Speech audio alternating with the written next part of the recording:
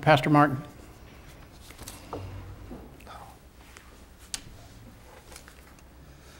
Good evening. Thank you, Mayor and council members and the rest of the city officials. I thank you for allowing us to be back here on tonight on the same matter. Hopefully we can get it resolved on tonight.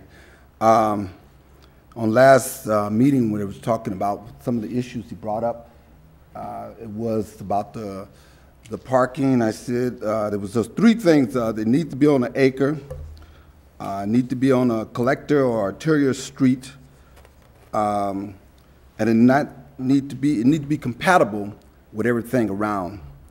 And then we were directed to some other buildings around different other places. But I first want to address the parking issue because I think that was one of the biggest issues that really kind of made everyone kind of put a red flag up on our proposal about using the building because they felt like it wasn't no parking. You know, my understanding of public parking or city municipal parking was that it wasn't just for particular businesses that was right there in that area, but it was for the public.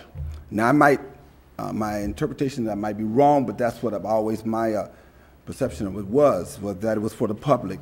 Our church, if you look at it, it's right in front of the red line.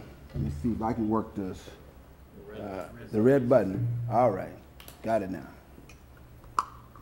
I think we're here. Where's Jackson at? Jackson. Well, that's the city parking right there, right? Yes. We're right here, right at the border of the downtown zone area, what you call and so when we put in our appeal for that and we asked for a variance because all around this area here is on-street parking. All around here, it's on-street parking.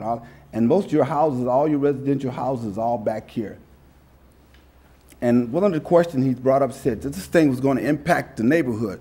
Well, most folks are going to come in from A Street and right into this area and right on back out on the First Street or whatever. They're not coming back into the neighborhood. The traffic would flow out away from the neighborhood and not back into the neighborhood because coming back into the neighborhood does not bring anyone, get them closer to the area to where they're going to get back onto 8th Street and go into the other side of town or to go on the First Street or whatever.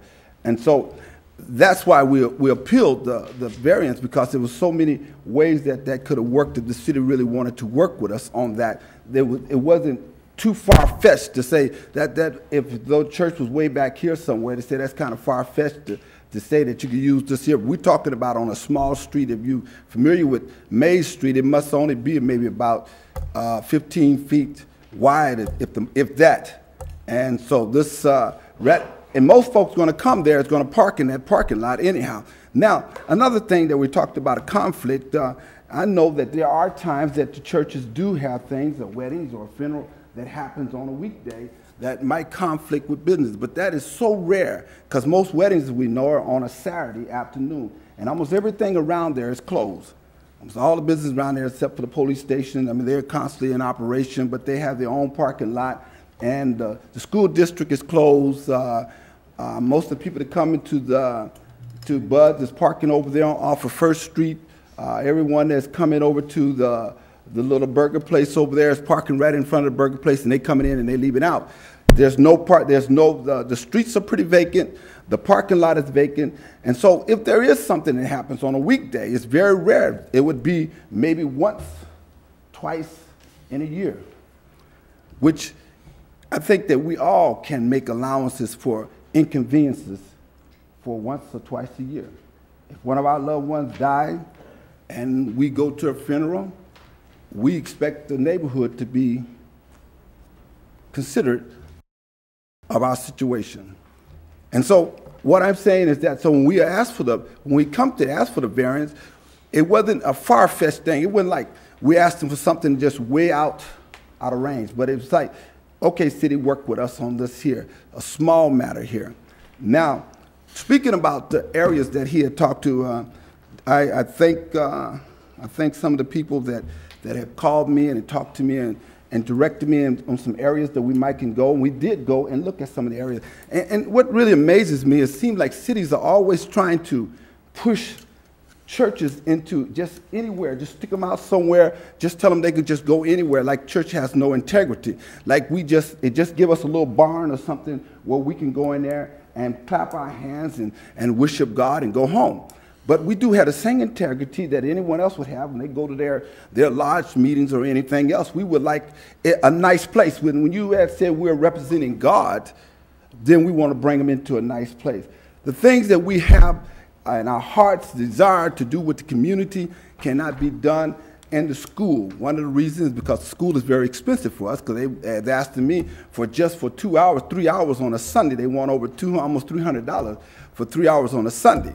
That's just using it on a Sunday, just for 3 hours. Now, that means that the only time we can operate our church is on Sunday morning, and that's it. For a small congregation, that's pretty expensive if you add that up in a month's time. Then if you're looking at some of these other areas that he pointed out to us, by the time we go in there and to renovate the place to make it where it's feasible for a church, a small church coming in, just getting started, we're talking about paying maybe about $15,000, $20,000 just to get this place feasible so we can have a service in there. And so it's kind of out of reach for us. And so when we found this place, it wasn't like we were trying to look for a place that was just so out of reach for the city. They had one place on here on Stratford. I went and looked at that place on Stratford.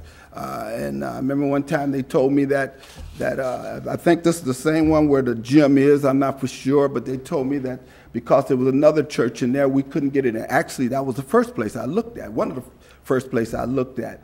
And so we did find this place. This place was already set up. It wasn't no renovation that has to be done to it, other than if the fire department told me there's some things that we might have to do to make it, to bring it up to code for the fire code. And even talking about the sprinkler system, he said that we could come up with some alternate ways to get around the sprinkler system. He was willing to look at that. Well, the thing is that the expense for us to get in there is a lot less cheaper than it is, a lot more affordable, let me say, not only cheaper, but more affordable for us to be able to get in there. The place is already set up. It's already ready to use. All we got to do is just walk in the door. It's a turnkey place. We're not trying to, as I said, our heart is not only to go into a building, just to go in there and to worship on Sunday morning. We're a community church. We come into the community to make a difference in the community, not just to go in and to clap our hands and play our music and read the word, but we come to make a difference in the community. Some of the things I noticed that are happening in this community is that they're closing down a lot of the programs because there's no funding for them. Some of the Boys and Girls Clubs is closing down things in this community. But those, before I even recognized that, those were things that we had already had in our heart to do. After school programs where we could open up and have things come in where they can come in and do tutoring and everything, have GED programs. These are things that we're working on and trying to do in a community that is in desperate need of it. And so, I mean, I understand that the city has this overlay thing, but, you know, sometimes there has to be an exception to everything that we do. Sometimes we can't see way down the road, and I'm quite sure that the ones that set up there and came up with the overlay, I'm quite sure they were very, I mean, they studied, they did the studying in, but I don't care how much study we do on a planning, sometimes there are things that we just miss. Sometimes there are things that we just don't see, things that we just don't understand, circumstances that can come about that we just don't see. So what I'm saying is that tonight is, Mayor and council members, I'm asking you to relook at this here, our proposal, and just re-examine it and see, and maybe